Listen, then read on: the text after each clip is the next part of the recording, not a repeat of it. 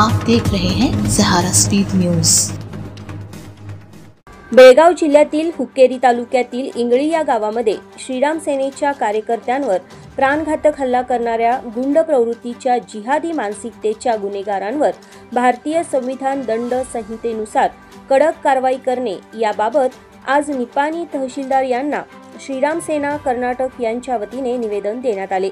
निवेदनामध्ये गोरक्षण करायला गेलेल्या कार्यकर्त्यांना अमानुषपणे मारहाण करून झाडाला बांधून त्यांना बेदम मारहाण करण्यात आले। त्याचबरोबर त्या घटनेचा व्हिडिओ व्हायरल करून बदनामी करण्यात आली। अशा गुंड प्रवृत्तीच्या लोकांना लवकरात लवकर कठोर शिक्षा व्हावी अशी मागणी यावेळी करण्यात आली व गोरक्षण करणाऱ्या कार्यकर्त्यांना लवकरात लवकर न्याय मिळवून देण्यात यावा, तसेच हल्लेखोरांना अद्दल घडवावी अशी मागणी यावेळी करण्यात आली। यावेळी निवेदन देतेवेळी जय श्रीराम, हर हर महादेव, गोमाता की जय अशा घोषणा देऊन परिसर दणाणून सोडला।